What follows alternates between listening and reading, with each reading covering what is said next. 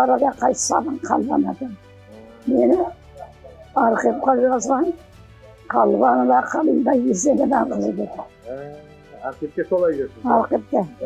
Мен оны білмеймін. Олар мен бұл жаққа қалғанына не ақысы деді. Бұға да қамайдары ғой. Бала атамның аты қалған ғой. Мен оны білмеймін. Есебен ода болып жүр ғой.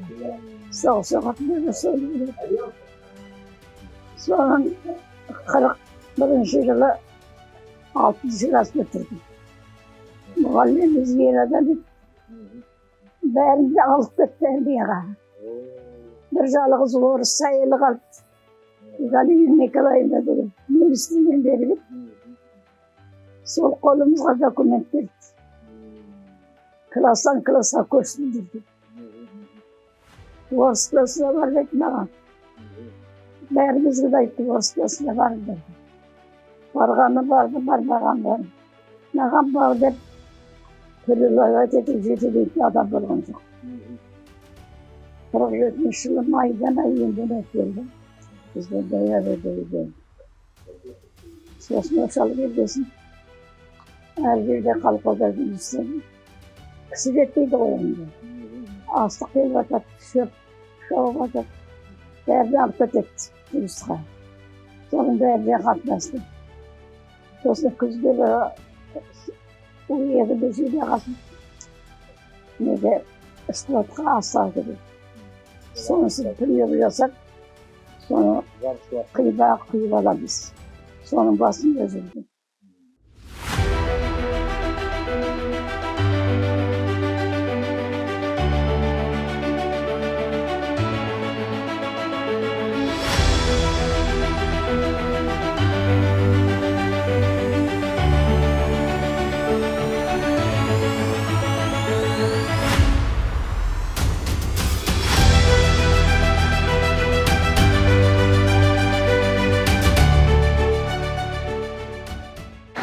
Енді бүгінгі күні біздер мына ауыл аманаты жобасын түсіндіру, насихаттау, түсіндіру жұмыстары жүргізу бойынша Шыңғырлақ ауданына келіп, осы жердегі кеңселік жоба өкілдеріменен, бөлім басшылары, селолық округ әкімдеріменен, несие алуға ниет білдірушілермен жаңағы жиын өткізіп, бұл жерде осы ауыл аманаты жобасының мақсаты, жобаның негізінен ауыл тұрғындарына не беретіні, жобаны іске асыруда қандай жаңағы шаралар бар екенін осы жөнінде жаңа түсіндіру жұмыстарымен келіп жатырмыз.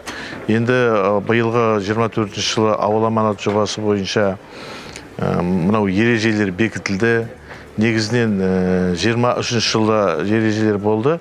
Бірақ 24 жылы осы сәйкесінше былтырғы 23-те болған жаңағы кейбір үйлеспейтін жерлерді мемлекет тарапынан жаңағы ережені қайта бекітіп, сол ереже арқылы биыл бірталай өзгерістер болды. Сол өзгерістерді ауыл тұрғындарына жеткізіп, соларға түсіндіріп, осы жылы қандай жаңағы бағыттарға жұмыс істеуіміз керек, осы мақсатта келіп жатырмыз. Енді Батыс Қазақстан облысы бойынша ауыл аманаты жобасы 23 жылда іске асты. 23 жылы жаңа бөлінген 6 миллиард 400 миллион қаражаттың 6 миллиард 148 миллионы ауыл тұрғындарына жаңағы несиелендіріп берілді. Бұл жаңағы 4 бағытта жұмыс істеді. Атап айтқанда мал шаруашылығы бойынша соның ішінде сүтті бағытқа, одан кейін өсімдік шаруашылығына, құс шаруашылығына, одан кейін жаңағы түрлі ауылдағы ауыл шаруашылығы емес кәсіпті дамытуға.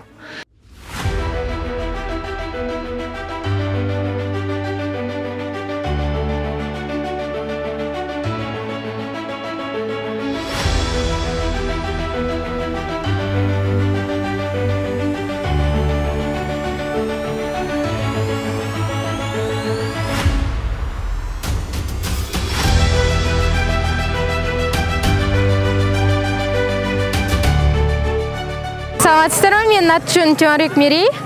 Біздер бүгін қонақайдың ашылуына келдік. Адамдар қазіргі таңда өздерінің ұнайтын заттарымен айналысуда. Біреуі шаңғы, горка тебуде. Мен өзімнің ұнайтын нәрсем ол конькиге тебуге келдім. Осы жерге құрбылармен бірге. Өте керемет, ауа райы да жақсы болып тұр. Салауатты өмір салтын сақтауға өте керемет жағдай жасап қойып отыр. Субботний день мы приехали своей семьей на озеро Кунакай. У нас открылся зимний сезон лыж, коньков и так далее. Все очень классно, можно покататься и взрослым, и детям. Проводятся соревнования, мероприятия между организациями. Очень классно.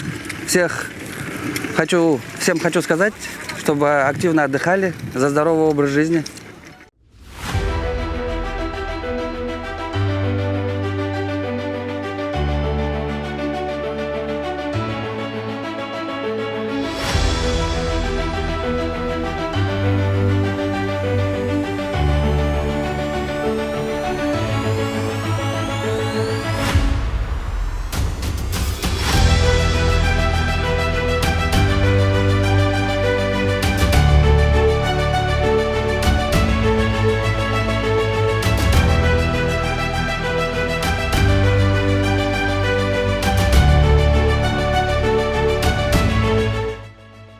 Так, депутат Мажилиса, председатель комитета по законодательству и правовой реформы Снежана Имашева.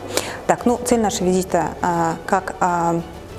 это уже правило, мы должны встречаться со своими избирателями несколько раз в квартал. Это одна из таких поездок, когда мы приезжаем в тот регион, откуда мы родом, и рассказываем о том, какая происходит работа в Мажилисе, как реализуются наказы наших избирателей. Когда мы все начали работать в 8-м созыве, каждая партия представила свою предвыборную программу. Мы партия Аманат, мы рассказываем о том, какие из этих предвыборных обещаний на сегодня за 8 месяцев работы 8-го созыва были выполнены. И дальше собираем наказы жителей и работаем с ними дальше. По итогам таких выездов, встреч с избирателями мы пишем записки в правительство. Это все 98 депутатов дают такую информацию, через какое-то время она обрабатывается, мы приглашаем членов правительства для того, чтобы они ответили нам на какие-то такие наиболее часто встречающиеся сложные вопросы наших жителей. По опыту могу сказать, я уже почти 8-й год в Мажилисе, ежегодно 20-30% тех, что озвучено, оно разрешается. Когда я начинала работать в Мажилисе, самая большая проблема была это зарплата учителей, их нехватка. Сейчас такой проблемы никто не поднимает. Один из примеров. И на сегодня тоже много всяких разных проблем, но общими усилиями, поручениями президента, усилиями правительства, контролем парламента, все это потихонечку находит свое решение. Atçı'nın aytудан бастаймын.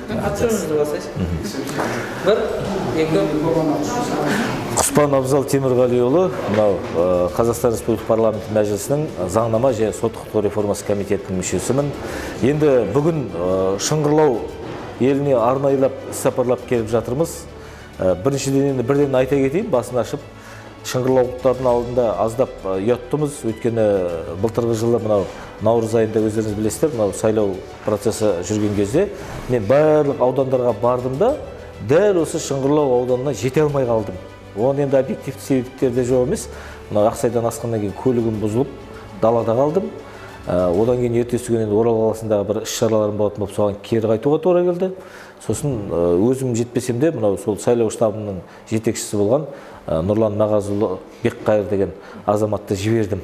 Енді осы депутаттық мандатқа қолым жеткеннен кейін сайлаудан жеңіп шығып, осы бар ойым осы бірінші кезекте осы шыңғырлаулықтармен бір кездесем екен деп, бүгін сол мақсатыма қол жеткізіп отырмын. Енді Шыңғырлаудың азаматтарына қатысты айтарым, мен енді барлық жерге барғанда сол елдің, жердің енді азаматтарымен мақтанады ғой, шын мәнінде өте сауатты халық. Мен осыны ерекше атап өткім келеді.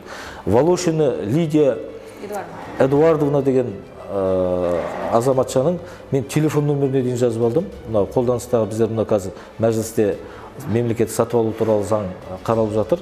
Ал сол заңға байланысты 6 ұсыныс берді ол кісі. Бәрін жазып алдым да, сосын соңында телефон нөмірін сұрап алдым. Өйткені өте дұрыс, мәні бойынша нақты ұсыныстар беріп жатыр. Жалпы басқа да азаматтар бұрын осы жерде сайлау комиссиясының төрағасы болған азаматтар барлығы де нақты мәселелерді айтып, былайша айтқанда өте сауатты ұсыныстар бере білді. Сондықтан осы келесі жолы келгенде осы шыңғырлаулық азаматтардың берген ұсыныстарын заңға еніп нақты нәтижемен келуге тырысамыз енді.